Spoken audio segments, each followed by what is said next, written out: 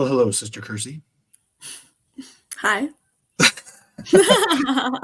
Welcome to another edition of the Edlow Podcast. Subscribe. As always, Sister Kersey is here. I call her Sister Kersey because she's just fresh off of her 18 months. It was about 19. 19? Are you one of those people, those overachievers who extended, or did it just happen to be that way?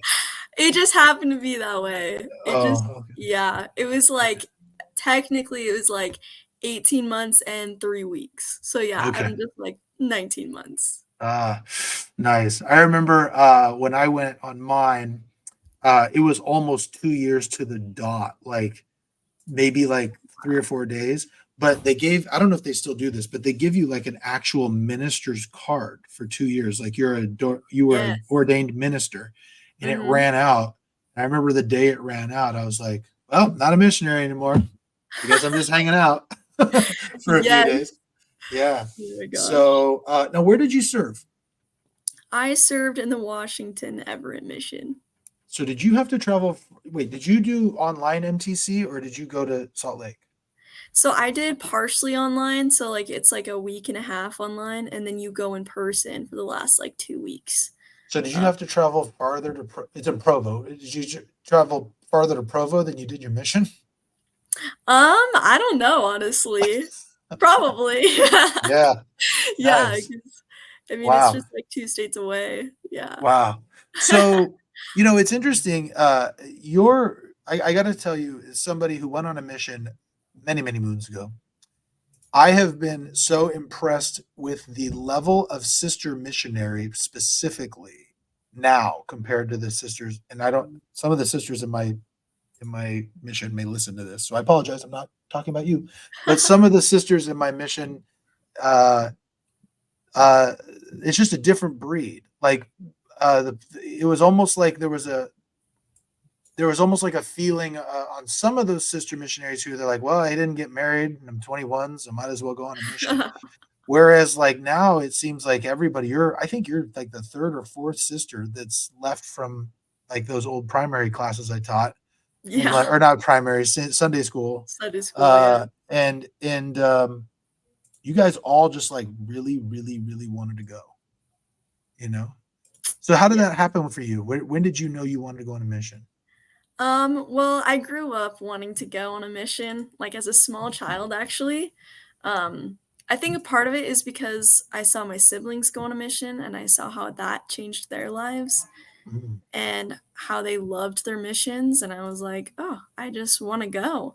But I don't think it really hit me until I had a spiritual experience, actually, when I was 16. I had two specific experiences. One was when I went to EFY, the Especially for Youth camp thing. And I ended up talking to someone when I was there and sharing my testimony with them. And I was just overwhelmed with the Spirit so much.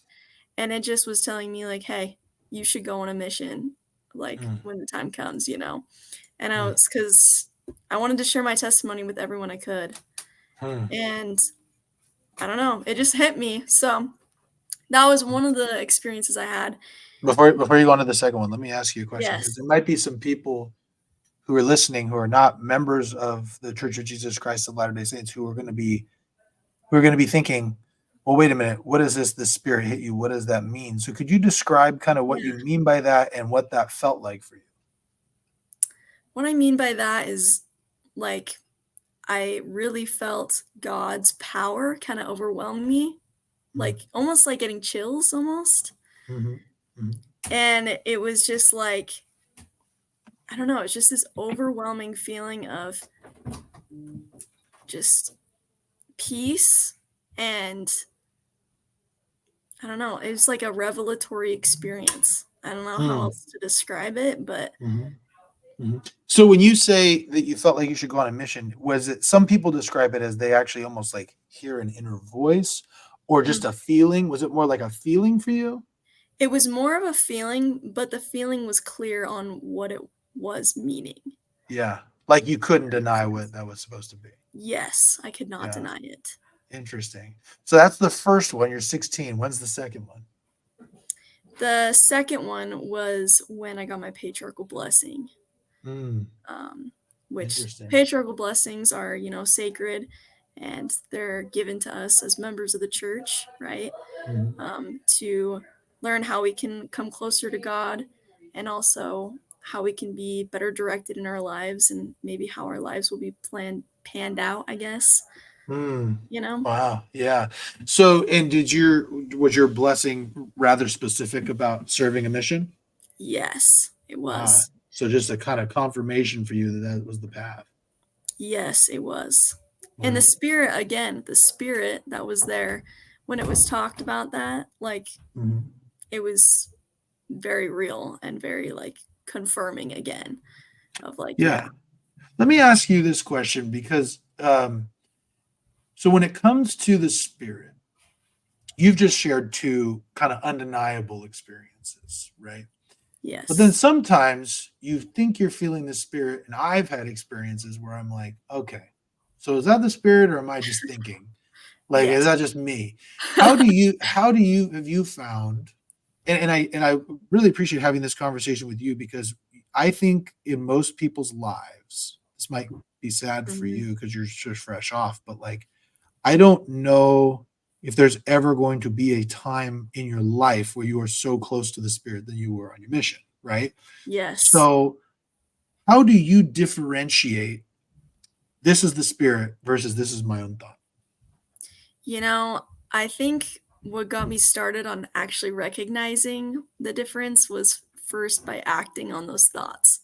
Like, Mm, I could have a thought, right? And I can choose mhm, to, whether or not to act on it. So if I don't act on it, then I'll never know if it was really from the spirit, you know? mm, And mhm, so, but if I do act on it, then I can be like, oh, mhm, maybe I was supposed to talk to this person, or maybe I was supposed to do this thing.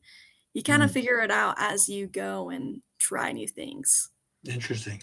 Have you ever had an experience with the spirit where uh you had something come to you that didn't make necessarily logical sense? And if you did, how did like tell me the story and acting on that and whatnot. Logical sense. I gotta think about this. I Yeah. mean, sometimes, like, actually, I had an experience today. Actually, this is actually Okay. really interesting. Perfect timing. Um, yeah, I mean, it kind of made logical sense, but also was really random. Um, I had just gotten out of like one of my religion classes here at BYU-I, and um, I decided I wanted to take some time to read my scriptures.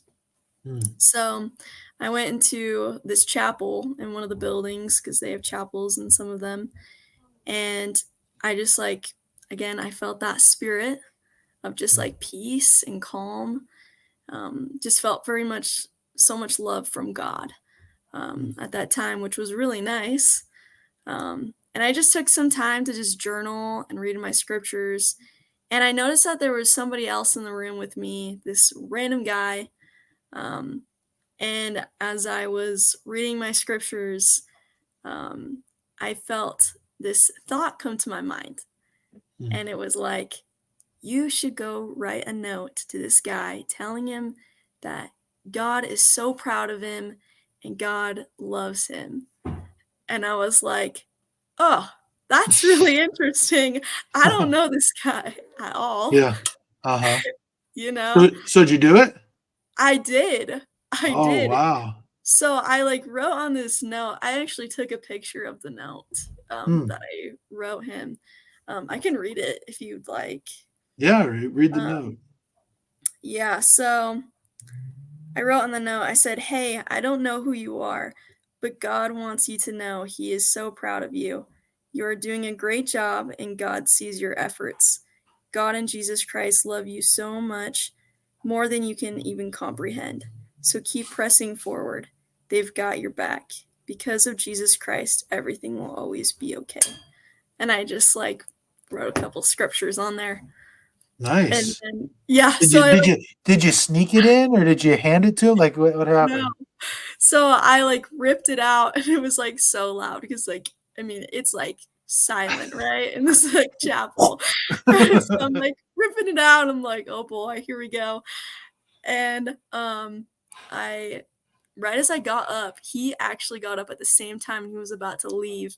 And I was like, oh no. So I'm like hurrying over and I'm like, excuse me, I have something for you. Like I was like, this is like I just felt like I needed to give this to you.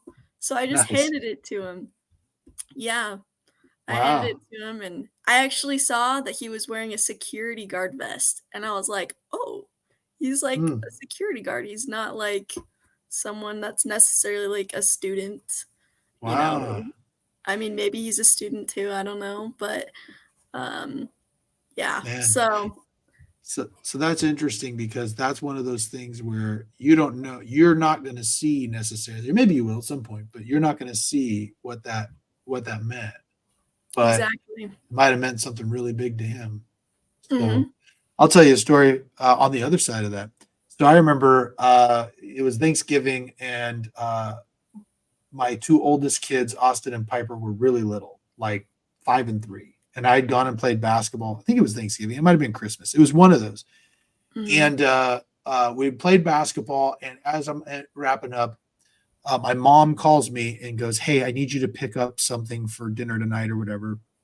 And so I'm Yeah. like, "All right, that's no problem. I'll stop at Rite Aid." And I stop at Rite Aid and I see this guy who I knew, who was like my brother's age. And he hadn't been to church in a really long time. Mhm. And I got the impression that I should go and talk to him, right? Like I should go say hi. Yeah. And but Austin and Piper were just bouncing off the wall, and it was like crazy, and they were just being loud and I mean, like it was bad. And so I just go, I don't have time for this. I got to get out of here. And so Yeah. I just grabbed him and I left. And then that Sunday, I went to ward council, and or it might have been a week and a half later. I can't remember, but I went in and they're like, "You're not gonna believe." This lady was like, "You're not gonna believe who I ran into at my dentist office," and it was the same guy. And she's like, and I said hi to him, and he No said, way. "I'm interested that you said something to me because I was thinking about coming back to church, and so I invited him, and he's going to come Wow. today." And I'm sitting there, and I'm like, "Well, I feel like the biggest jerk on earth." You know what I mean? Like, and then so Yeah. it was a reminder to me. There's a couple of things that I learned from that. The first thing being, uh, God will get His work done whether you're going to help or not, It's right? true. But He gives us opportunities to aid in His work, and that will help us as well. So that's why you got to follow on those things. So interesting. So tell me now, let me ask you this. You went back, let's go back a little bit. You said you Mhm. were first inspired to go on a mission because your siblings went on missions. Tell me, you're the Yeah. youngest. How Yes, I many? am. I am the youngest of 5. Okay. And then break down how many brothers and sisters. So I have 2 sisters, they're the oldest, and then 2 brothers. They're the And how closest. many of them went on missions? 3 of them. 3 of them Wow. did. Okay. So, So a sister um, and both brothers, or a sister and both brothers, yeah. wow. Okay. Uh-huh. So my oldest sister, she didn't go because at the time the age was 21, Mm-hmm. to go on a mission, and she got married when she was 21. Mm-hmm. Um, and Mm-hmm. then my other sister, Brittany, so it's Ashley, then Brittany. Brittany, Mm-hmm. she went on her mission to Busan, South Korea. Wow. Yeah, pretty Little crazy. more exotic than Washington. Yeah. Yes, exactly. Pretty crazy, I'm sure. Yeah. Um, and then my brother Colin, he went on his mission to Lubbock, Texas. Mm. So that was pretty cool. Turned into a Mhm. country boy when he was there, and Nice. Nice. yeah. And Yeah. And then then my I brother, remember Dallin coming back, but where did he come from? he came from his mission. Yeah. He served in like the four corners where like it's like Arizona, New Mexico, Oh, interesting. Colorado, Utah. He mainly served like over the Navajo reservations though. Yeah. Yeah. Interesting. Yeah. Wow. So so you just knew pretty quick you wanted to go. And tell me, so if there's people out there, particularly, and we'll open this up generally, but I wanted you to Mhm. specifically sisters who want to go on missions.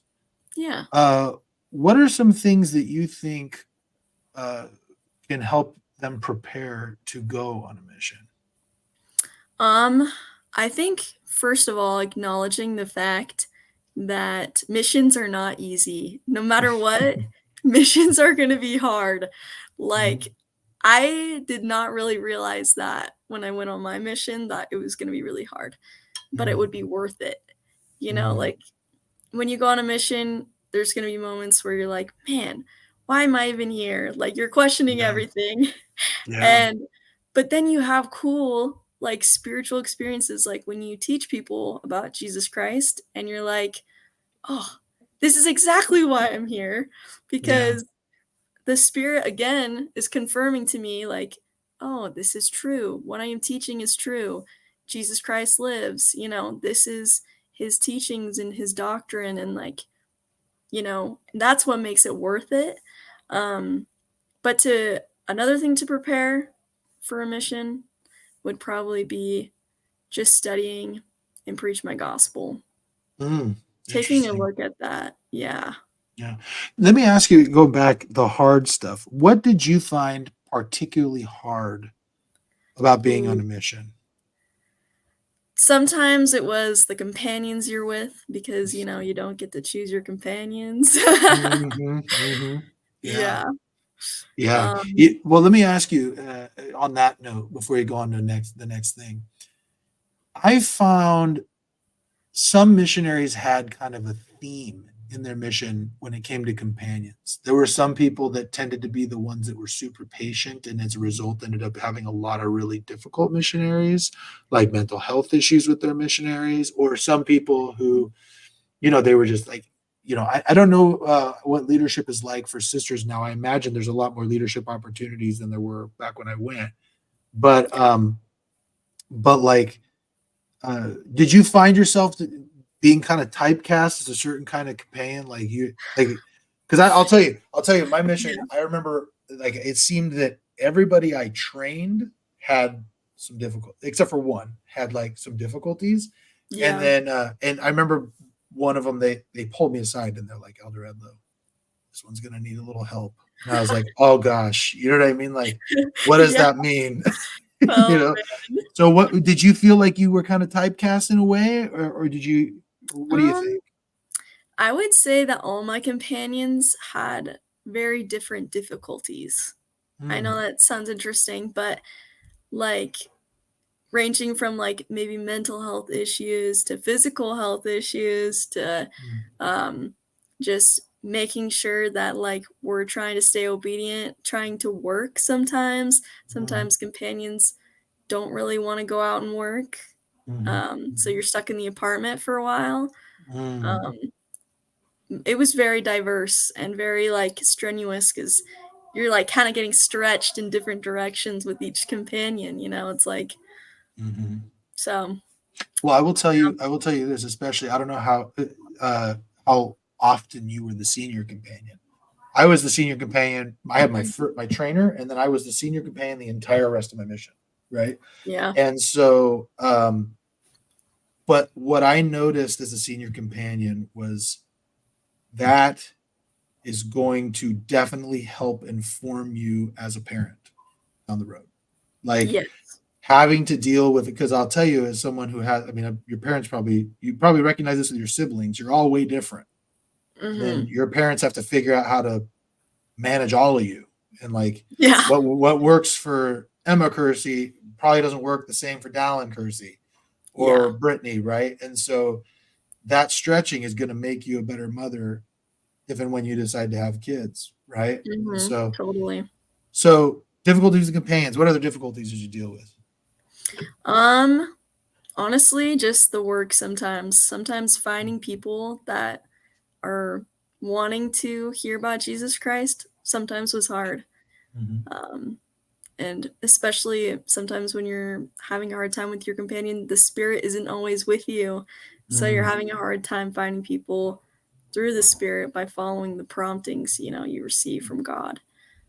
mhm. And When so, you were when you were finding people, what did you find to be the most successful way? Was it did you get a lot of member referrals? Did you do any tracting? What is it that you? we are told to try and get referrals from members. Mhm. But I have personally found people more from just following the Spirit. Just Mm. like, Like personal might, contacts? yeah, like you might be at the store, or you might be knocking doors, or maybe Mhm. you're going through, sometimes it was going through like old contacts that missionaries had in the past with people that were Mm. interested.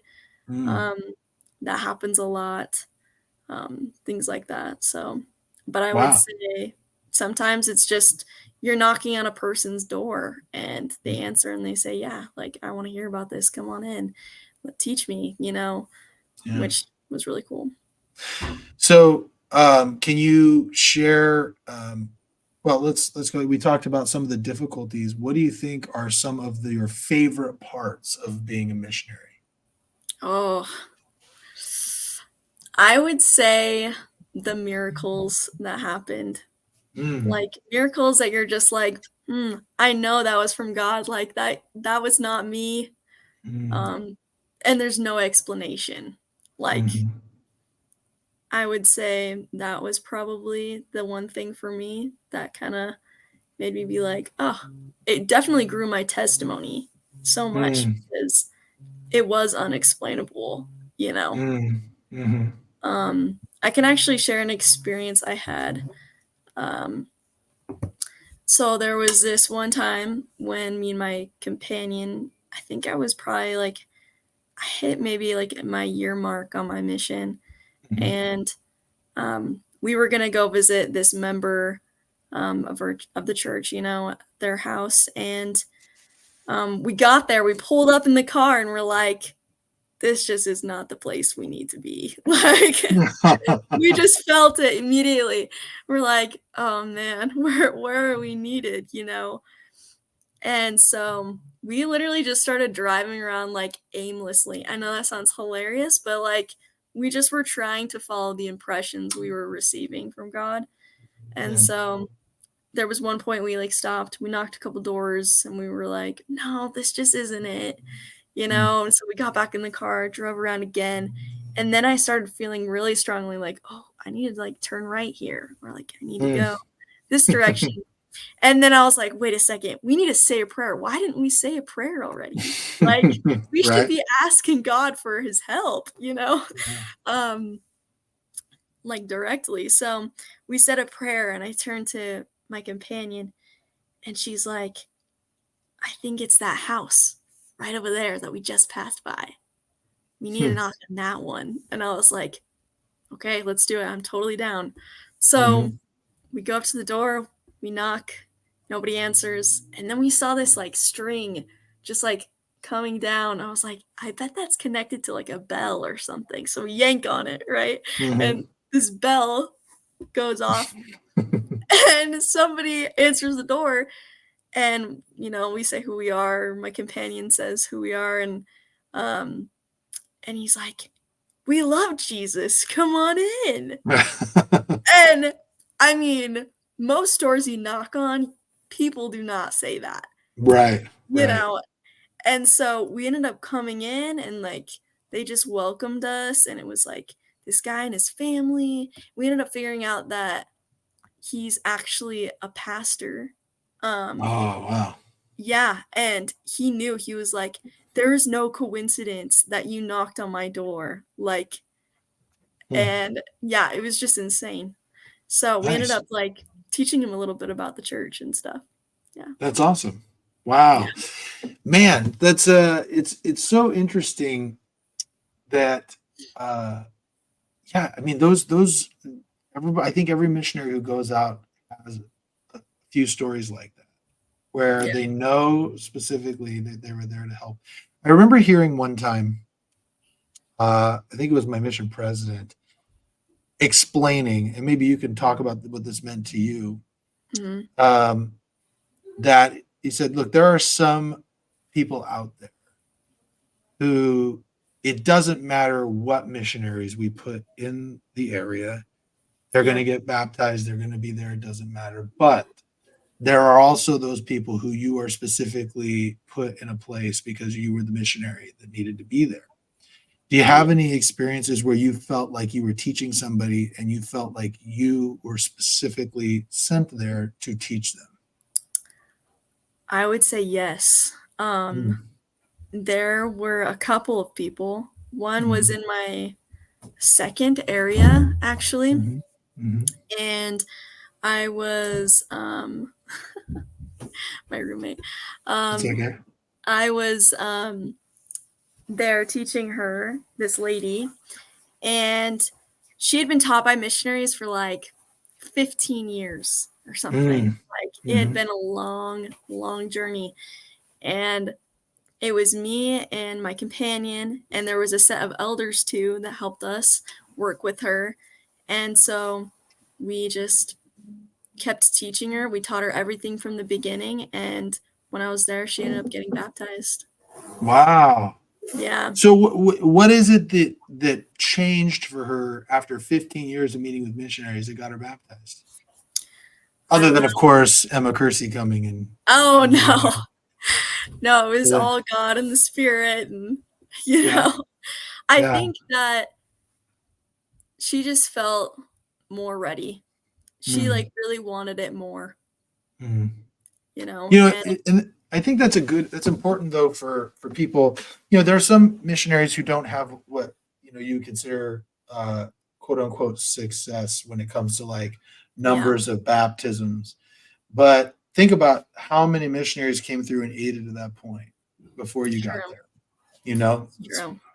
and so now, so if you were sitting there across from a young lady who's, I don't know, that same 16 years old where you were kind of figuring it out, and they weren't sure Mhm.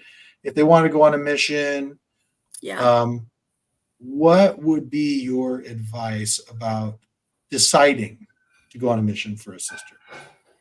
I would say to pray about it. Hmm. Like if you want an answer, the best answer is going to be from God. Like Hmm. don't just go off of your feelings of like, oh well, it just doesn't make logical sense for me to go on a mission, Hmm. or I don't want to go on a mission, so like I'm just going to put it off.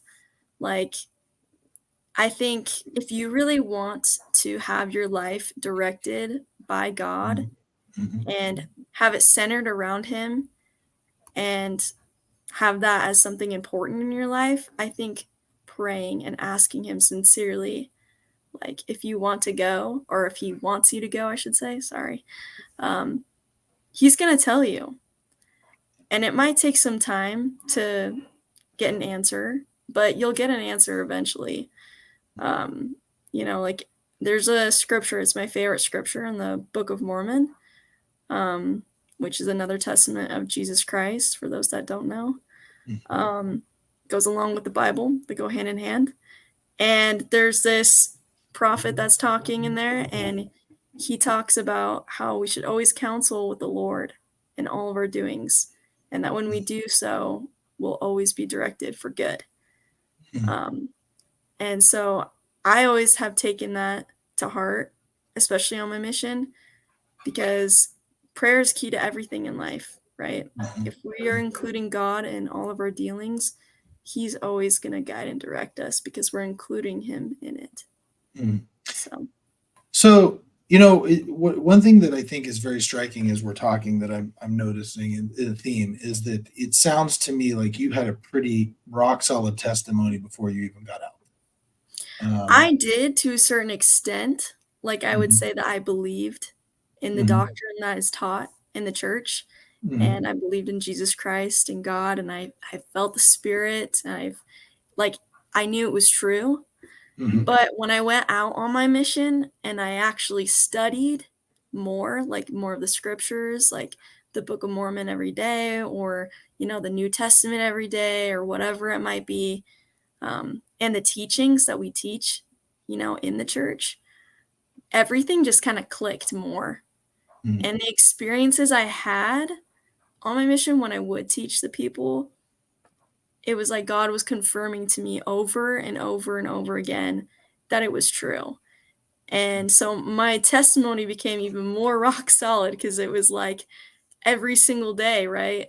You're mhm, learning more, or you're teaching someone new, and it's just like being constantly confirmed. But of course, there's going to be downsides on the mission, right? Like there's going to be Mhm. lows, and you're going to be feeling down and like why aren't we finding people to teach for like a Mhm. couple weeks, right? Mhm. But Mhm. then you have those solid moments and you're like, okay, I can't Yeah. deny it, you know? Well, I got to imagine too, another thing. Um, when I went on my mission, I went from 2000 to 2002. So there wasn't as much information, particularly on the internet, about the church. The internet was still relatively new. Mm, And the internet is just full of all sorts of communities now that kind of rail against the traditional doctrine of the church. And I'm sure a lot of your investigators would come across that information, yes. and you were probably presented with some of that. And I know that there's a number of people who listen to the podcast who maybe Mhm. have come across some of that, and it has caused them to have some concerns. And so I'm wondering, as a missionary who probably came across that, how did you deal with that? Honestly, I didn't come across like a lot of it. I did Mm, have a lot of people kind of like question things like maybe about mm, Joseph Smith mm, or, about like, I don't know, whatever, like mhm, whatever they might think. It could be a million things. mhm, Um, but I always would come back to the fact of, hey, if you have any questions about this concern, again, pray about it. Like, mhm, because the only person that can tell you the truth is God more than I mm, can tell you. Because the feelings that you get from Him is more powerful than what I say. mm, And so, I mean, that's my best advice for anyone that is coming across content that could be true, could not be true, right? Like, mhm. you really want to know if it's true. Ask the guy upstairs, Yeah, like, yeah. Well, because, one of the things that I think is really interesting and what I've learned over the course of time is that um, one of the things I've really found in my scripture study in particular is that prophets are not perfect. If you read through the yes, Old Testament, especially, there's some pretty horrendous things that go on, and definitely. that doesn't necessarily mean just because they have imperfections, some of them very significant imperfections, that they weren't called to the mantle that they had. And I guess maybe a broader question for you is if there's somebody out there who really wants to know um, whether this is true or not, what are some steps that you would recommend that they take to kind of solidify their testimony? I would say to read the Book of Mormon. Mm, Read it, keep going to church, go to church every Sunday, go to the temple. Try, mhm, even if you can't go inside the temple, just being on the temple grounds, just having God kind of there and present with you as you're trying to seek these answers, mhm, praying, of course, asking God these questions, but sincerely looking for the answers, I would mm, say. Because if you're just going to be like, oh, I'm going to pray really quick and God's going to tell me right now, like that's probably not going to happen. mhm, Usually it takes time. And a lot of times it's either through our scriptures we're reading that we'll find answers. That mm, happened to me a lot on my mission, especially as I was mhm, teaching people. mm, Like, I'd be praying about what I needed to teach them next, and I'd be reading my scriptures, and something would stick out to me. And I was like, mm, oh, there's my answer. mm, Um, but it doesn't usually always come right away. Um, mm, but if they're struggling with their testimony, making the effort to really want to know the answer, God's going to tell them the answer. mhm. But God loves effort. And so without the effort, we're never going to know. Yeah, I can tell a story from my mission, actually. I would say that if I was going to compare Emma Kersey's pre-mission testimony to Josh Edlow's pre-mission testimony, I'd say you had the upper hand for sure. I went on a mission strictly because the my high school Mhm. best friend, girlfriend, whatever you want to call her, she said I wasn't going to marry someone who didn't go on a mission. So I was like, well, I guess I'm going. And so I went, and I had a very, I would say, kind of social conversion to the church. All my friends were Yeah, members. totally. I believed it. I followed it generally.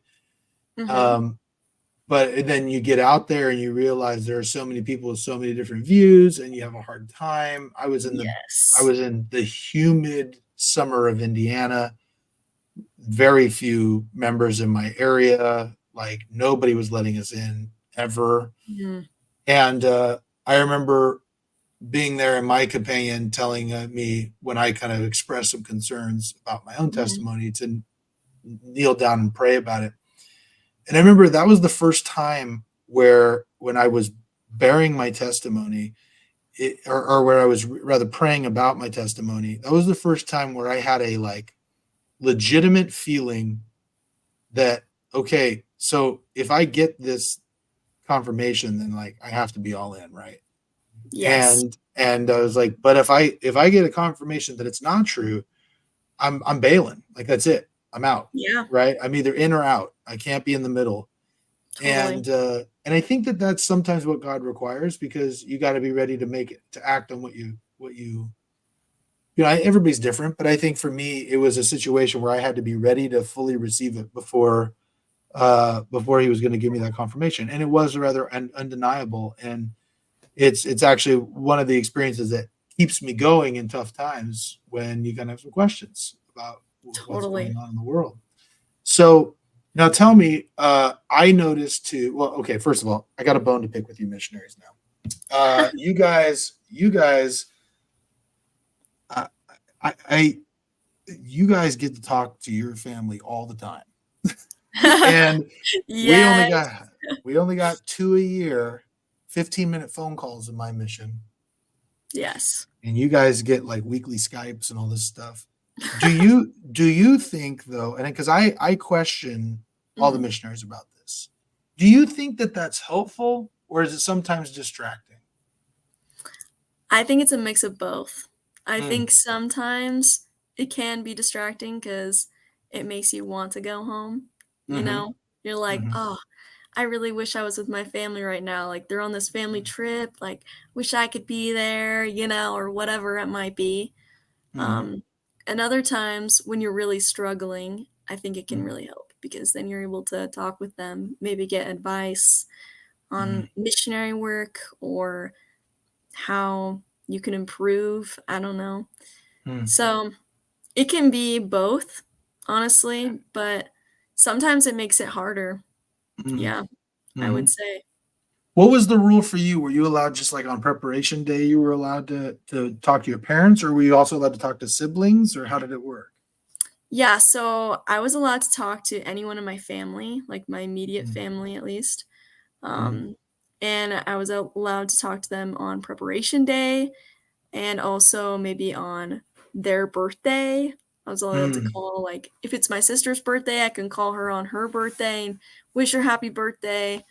mm-hmm, Usually, when I would call, it wouldn't be a very long call just because, you want to get back to the work, missionary work. mm-hmm, mm-hmm. Um, and so, yeah, that's pretty much Man. it, other than Mother's Day or, Christmas, or I think they Mm-hmm. include Father's Day now. So, Yeah. That was always, I was always like, so I can call it Mother's Day, but not my dad's, not my Father's Day. yeah. Yeah. Wow. So that was the thing, because I look back and I go, okay, when I was a missionary, if I was calling home every week, would that have been helpful or hurtful? I think I think Yeah. for me at that time, it would have made me a little more homesick, knowing what was going on. Yeah. Um, and so that's really interesting. So now, I also noticed as a missionary that Mhm. my idea of what I wanted in life before I went changed quite drastically after the mission was over. Like, values kind of changed. What Definitely. Tell me what changes you've seen in yourself over that 18 months, perhaps Mhm. values that have changed, and just kind of perspectives that you didn't expect necessarily? Um, I definitely feel like I am a lot more Christ-like now. I Mm, definitely wanna serve people more just because mm, it makes me happy, or at least mm, happier, but mm, also I wanna make other people happy, and mm, so that's something that's changed. I feel like mm, I wasn't that way much before my mission, mm, um, and I did feel a lot more sad, I think, before my mission because of that, because I wasn't, serving people more. I was more thinking mm, about myself, I think, mm, and was a lot more selfish, you know? mm, mhm, And so it did create a lot of sadness for me because I was only thinking about myself. mm. So, Y- Sadness, how? Like, what do you mean by that? like, a little bit depressed, I guess you could say sometimes, just Hmm. by because I was only thinking about what I wanted or, what I Mm, wanna do with my life, like me, me, mm, me. mhm. Um, where because, I mean, I don't know, it just made me unhappy because I wasn't feeling the joy radiating off of other people from helping them. Interesting. So, Yeah. but you found that you find more meaning in your life when you're serving others? Yes. Mm, Yeah. it's interesting. I was speaking with a life coach. Uh, I actually dropped the episode today. It's not a super happy subject because she deals with people who are getting divorced, but she said something really interesting Yeah. about happiness. She said that there were a couple things that she found. There were three elements to happiness. She said the first one is positive experiences. And then Mhm. the second one was finding meaning. And then the third one was self actualization, like knowing about yourself. And I found that Absolutely. really interesting that happiness was not like this fleeting feeling that you feel, but Yes. it's about having positive experience, really positive experiences, and then also finding meaning in life. And it sounds like you found some meaning in serving others. Yes. How have you been Yes. able to continue that while you're after a mission? I think probably the small and simple things.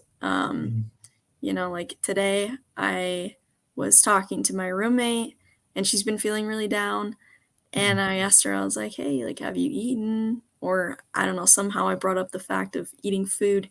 And I was just like, do you want me to make you some lunch? Like, so I made us both lunch and we ate together. Like, simple things like that. Like, not, it doesn't have to be like a big, big thing. mm, Um, it can be as simple as like taking your roommate to work or something because they need to be mm, dropped off instead of walking. mm. It's doing small things for them that will bring them joy, you know? Nice. Yeah. Yeah. So what else has changed? Have your ambitions in life changed in any way? Um, I'd say in some ways, I think Mm, that I have a lot more of a positive, like, view on my future, like, mm, I'm like, "Oh, I these are some of the things I wanna accomplish," like, maybe going into interior design, like, I had no idea what I wanted to do before my mm. mission. I mean, I still kind of am like, "Is this really what I wanna go into?" But Right. it's more of a view than I had before, Mm. um, but What I made think you want to do that? Just curious. honestly, like, it was just something I knew I was interested in. I was like, "This is one thing I'm kind of interested in." Like, I think it'd be cool to, like, interior decorate or become, like, an interior designer who, like, picks all the structure of things and stuff. So, Nice. I don't know. It just kinda Yeah. interested me. Nice. Nice. Yeah.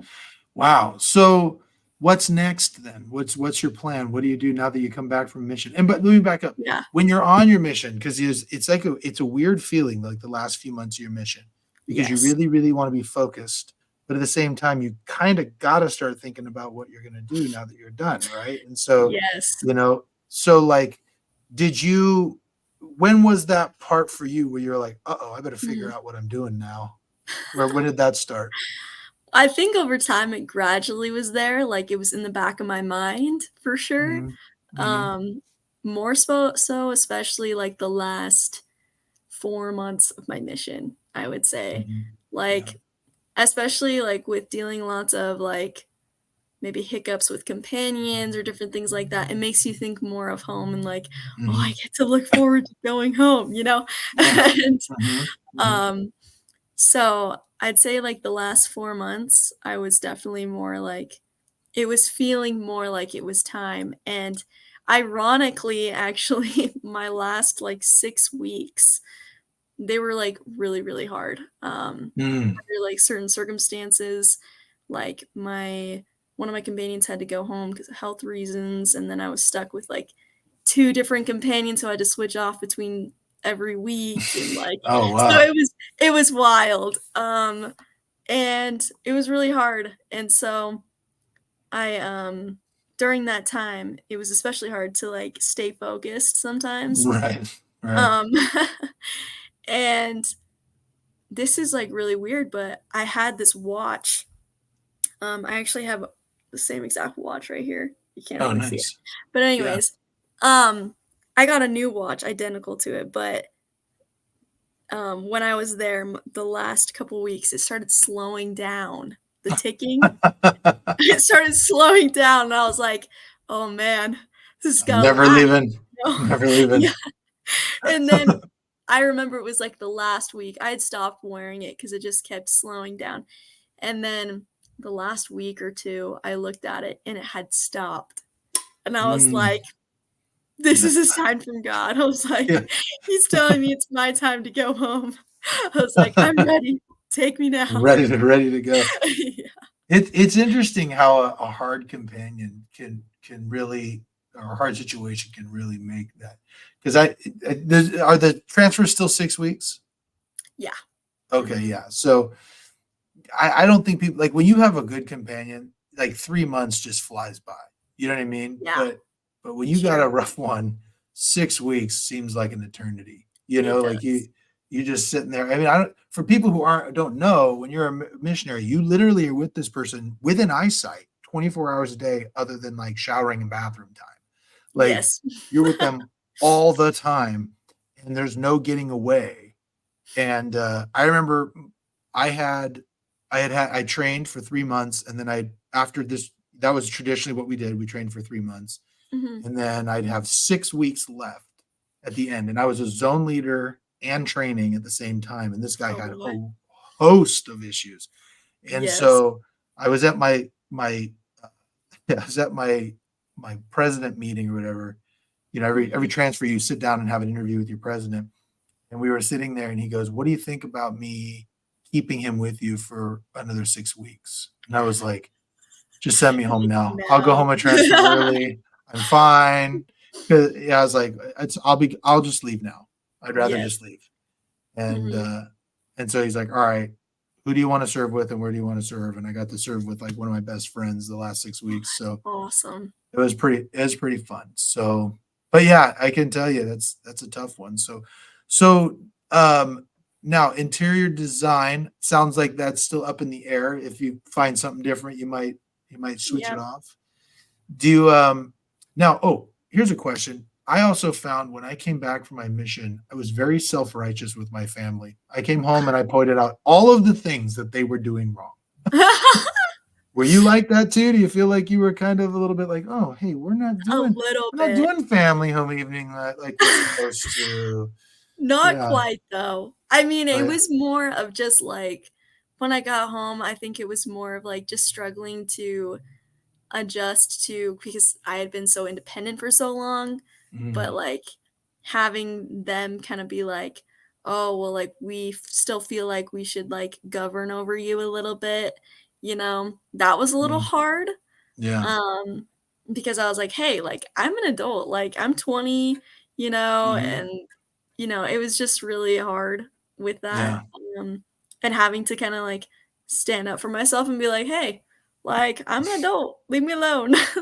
You know? yeah, yeah, Um, that was probably hard. I wouldn't say that there was anything else particularly that was hard with, like, them doing anything wrong when it comes to, like, the gospel or anything, like, I mean, they probably could have, like, read their scriptures more, or, like, for family home evening, right? Well, Like to be fair, I do know your parents, and I gotta say, like, they're if there was ever a people that you would like look up to as like Yeah. the couple that you should look up to, I would say they're right at the top. You know, you got some good ones. So Thank you.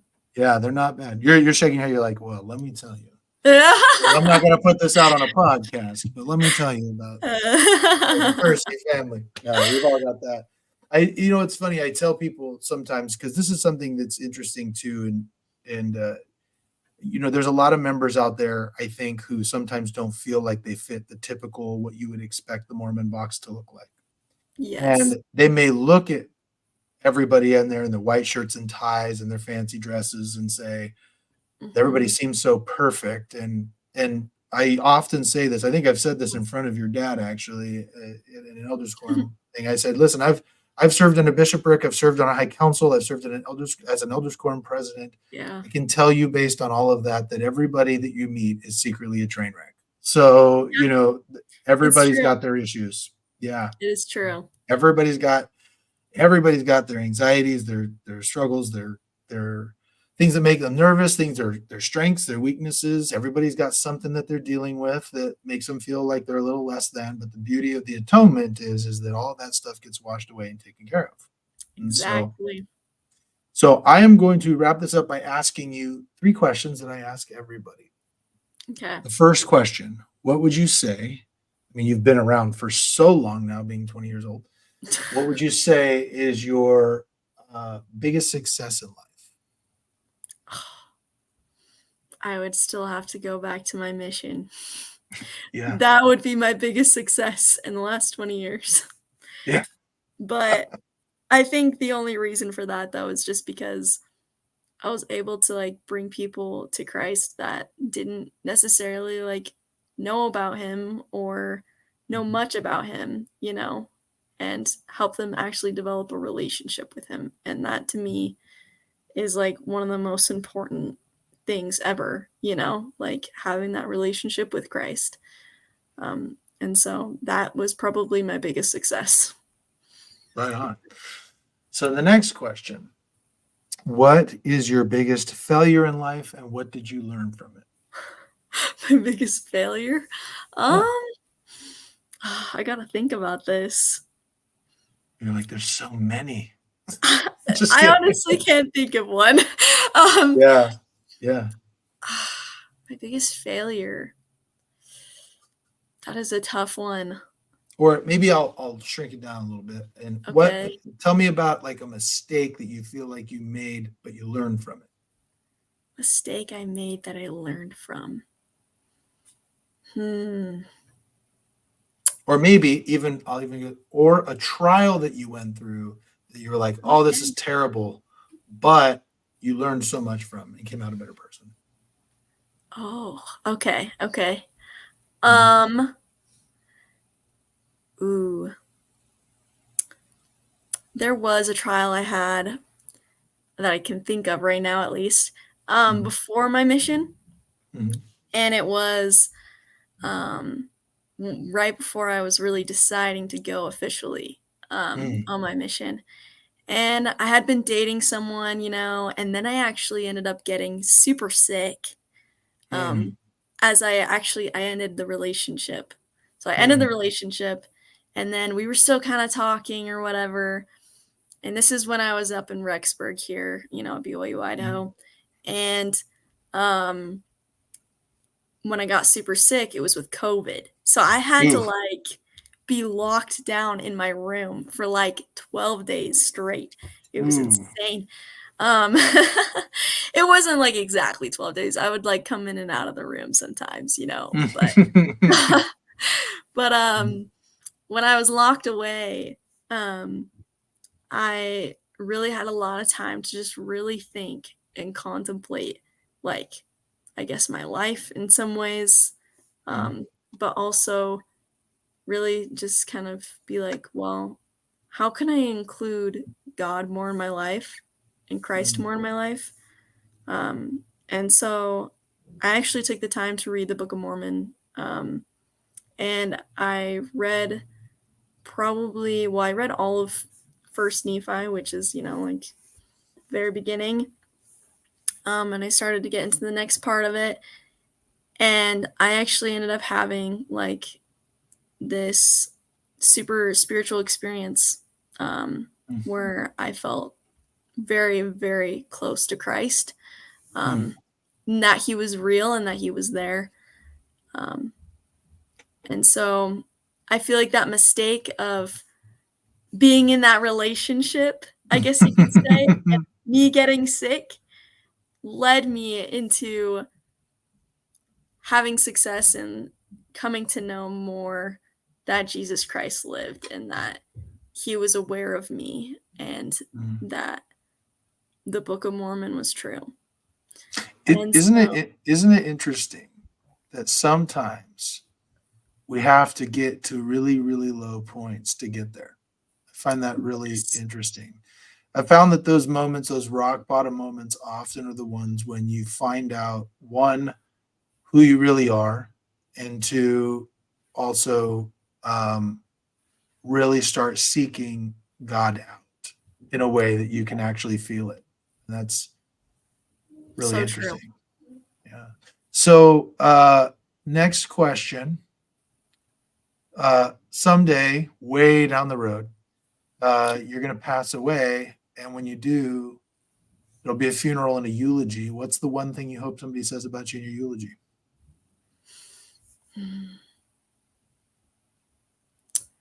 You know, I think I would really hope that they would just talk about how much joy I had in this life and Mhm.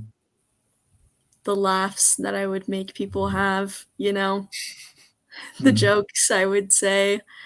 I would hope that they would remember that and just remember the positivity that hopefully radiated from me, you Mhm. know, Mhm. everywhere I went. And I would hope that they would find joy in that and that they would want to have more of that in their life around them and that they would want to have be presenting that to those around them too.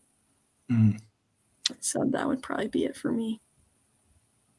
So tell me, as you're sitting here, there are people who are listening to this. Is there a message or something you feel inspired to share with people um, right now who might be listening to this in different? I'm not Yeah. even going to qualify it in this feeling a certain way. What is a message that you would want to give to somebody listening to this? I would probably just want them to know that God lives and he loves them. Um, I think that's something that can be really hard for people to hear, especially if they feel like they're not qualified to feel that love.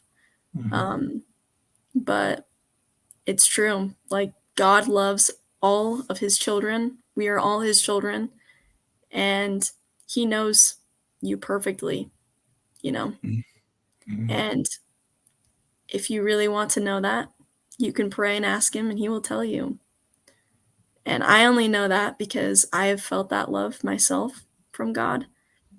And I have felt it for other people as I've spoken with other people or like taught them on my mission, you know, about Christ. And Christ loves them too, you know, like just think like, why would someone like lay down their life, even if it was just for me, right?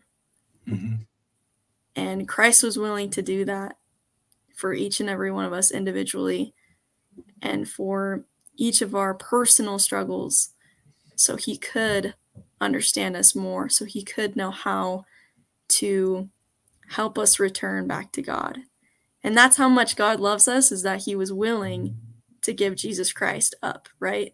To suffer, to die, to become resurrected, gain a body again, right? After the 3 days after he died. Like, that is all out of love. And even the world around us, if you think about it, the creations, the world, like, it's a beautiful place and God created it so we could grow and become more like him. And that's how much he loves us. And it's even more infinite than we can even imagine. And Yeah. so that's probably the biggest thing I would want anyone to know is that they do love they do love you. Well, let me tell you something. As somebody who taught you in Sunday school, I think you were like 16, maybe 15 when I taught you. And Yes. I got to say that it's very impressive who you've become. I can tell the maturity. I'm not surprised because like you always, I could always tell you were always very active in class and very active in talking about things spiritual. Your guys' class, I got to say, you made my life very easy as a teacher because you all were very, very like I was like, gosh, this is way better than my group when I was there. So, Yeah. or when I was that age, you guys are all really great. But and I love the missionary spirit. And here's what I would tell you as somebody who's got a few more years on you and went on a mission is just a little advice from somebody a little bit older. And that is that everything that you just said is 100% true. And here's what I would say is that everything that you just said, however, is very easy to say at the point of your life that you are now. Okay. Yes. And I bet you're just like every other missionary I've ever met who has a vision of what their life is supposed to look like from here on. Yep. And what I'll also tell you is that your life is going to take a lot of twists and turns. Some of the things that you expect are going to happen are going to happen. And there's going to be a whole lot of stuff that happens that you are not going to expect. God is going to send you a bunch of curveballs, right? Yep. And you're going to have to deal with them. In those moments, it is even more important to remember what you just said. Okay? Because I know a lot of people, it actually hurts me quite a bit to know how many of my missionary companions no longer go and no longer believe that because life didn't turn out exactly the way that they had expected, right? True. That is also part of that beautiful thing you're talking about in life, is that sometimes God can twist your life around in a way that looks really, really scary, and yet it turns out to be even more beautiful than you can expect. If you just hang on. Because sometimes and someday I might share the story where you think something is going to be really, really, really terrible. And then what looks really terrible in the moment actually turns out to be the best thing that ever happened to you. So just remember when you're in those dark places, everything you just said, when you get to be a little bit older, and you have this testimony now, remember this when that time comes, because it's going to keep you hanging on. Okay. I will. All right. For everybody who's listened, this is Emma Kersey. She's going to do great things. She's going to just lead the church into the next millennia. She'll be someday speaking. She'll be giving firesides, maybe even speaking at General Conference one day. That's my predictions. So proud of you. I think it's great. I'm sure I'll see you at a Thanksgiving or Christmas or a summer sometime. And, just keep doing what you're doing. You're doing great. Thank you so much. All right. Listeners, subscribe. We'll see you next time.